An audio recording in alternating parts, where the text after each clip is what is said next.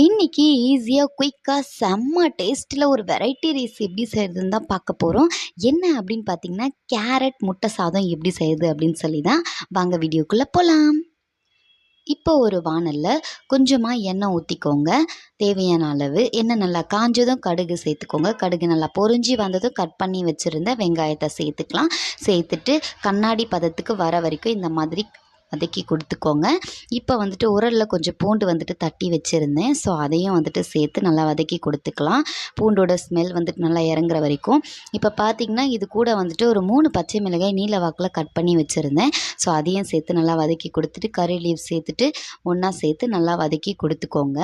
இப்போ பார்த்தீங்கன்னா வந்துட்டு, இந்த கறி லீவ்ஸோட ஃப்ளேவர் இருக்குல்ல, அது நல்லா வந்துட்டு இதில் இறங்கணும். அது வரைக்கும் வதக்கி கொடுத்துட்டு, கொஞ்சம் போல் மஞ்சத்தூள் சேர்த்து நல்லா வதக்கி கொடுத்துட்டு, நம்ம ஆல்ரெடி துருவி வச்சுருந்த கேரட் எடுத்து அதில் நம்ம சேர்த்துக்கலாம். சேர்த்துட்டு நல்லா வந்துட்டு சிம்லேயே வச்சு ஒரு 2, 3 நிமிஷம் போல் ஃபஸ்ட்டு வதக்கி கொடுத்துக்கோங்க. எடுத்த உடனே மூடி போட வேணாம். இந்த மாதிரி ஃபஸ்ட்டு ஒரு 3 நிமிஷம் போல் நல்லா இந்த மாதிரி வதக்கி கொடுத்துட்டு, அதுக்கப்புறமா வந்துட்டு நம்ம ஒரு மூடி போட்டு மூடிக்கலாம். ஏன்னா நம்ம மூடி போட்டு மூடுறதுனால வந்துட்டு சீக்கிரமாக வந்துட்டு நமக்கு வெந்து வரும். ஸோ அதனால் வந்துட்டு நீங்கள் இந்த மாதிரி பொரியலோ இல்லை இந்த மாதிரி எந்த ரைஸ் பண்ணுறதா இருந்தாலும் இந்த மாதிரி மூடி போட்டு மூடிக்கோங்க. இப்போ நம்ம ஒரு மூடி போட்டு மூடிடலாம். ஆவிலேயே வந்துட்டு நமக்கு சீக்கிரமாக நல்லா வெந்து வந்துடும். இப்போ பார்த்திங்கன்னா, நமக்கு 100% வந்து வெந்துடுச்சு கேரட்.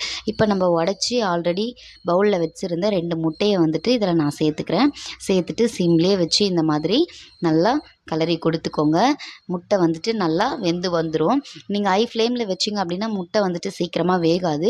இந்த மாதிரி லோ ஃப்ளேம்லேயே வச்சு நீங்கள் வதக்குனீங்க அப்படின்னா தான் முட்டை வந்துட்டு நல்லா வெந்து வரும். இப்போ பார்த்தீங்கன்னா, நமக்கு வந்துட்டு முட்டை பொரியல் வந்து ரெடி ஆயிடுச்சு. இப்போ இது கூட அப்படியே சாதத்தை எடுத்து கொட்டி நம்ம கிளறணும் அப்படின்னா, முட்டை சாதம் ரொம்பவே சூப்பரா ரெடி ஆயிடும். இப்போ பார்த்தீங்கன்னா, நமக்கு முட்டையும் நல்லா வெந்துடுச்சு. இப்போ நம்ம ஆல்ரெடி சுட சுட வடித்து வச்சிருந்த ரைஸ் இருக்குது. ஸோ அதை எடுத்து நம்ம சேர்த்து கிளறிக்கலாம். நான் வந்துட்டு இதுக்கு ரைஸ் வந்துட்டு ரொம்ப குழைய வடிக்கல. ஸோ அதனால் வந்துட்டு சுட சுட இருக்கும்போதே எடுத்து கிளறிக்கிறேன். நீங்கள் வந்துட்டு குழைய வடிச்சிருந்தீங்க அப்படின்னா, கொஞ்சம் ஆற விட்டு இந்த மாதிரி கிளறிக்கோங்க. அப்போ தான் வந்துட்டு நல்லாயிருக்கும்.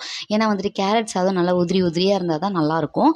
இப்போ வந்துட்டு நம்ம நல்லாவே இந்த மாதிரி ரைஸை சேர்த்து கிளறிக்கலாம். இப்போ பார்த்துங்க, பார்க்கும்போதே சூப்பராக அட்ராக்டிவாக இருக்குது. அது மட்டும் இல்லாமல் டேஸ்ட்டுலேயும் இந்த ரைஸை அடிச்சிக்கவே முடியாதுன்னா பார்த்துக்கோங்களேன், அவ்வளோ சூப்பராக இருக்கும். ஃப்ரைட் ரைஸை விட இந்த ரைஸ் ரொம்பவே நல்லாயிருக்கும். பர்சனலி என்னோடய ஹஸ்பண்டுக்கு இந்த ரைஸ் ரொம்பவே பிடிக்கும். ஸோ நீங்களும் நான் எப்படி செஞ்சுருக்கணும் அந்த மாதிரி வீட்டில் செஞ்சு பார்த்துட்டு எப்படி இருக்குது அப்படின்னு சொல்லிட்டு மறக்காமல் கமெண்ட் செக்ஷனில் சொல்லிவிடுங்க.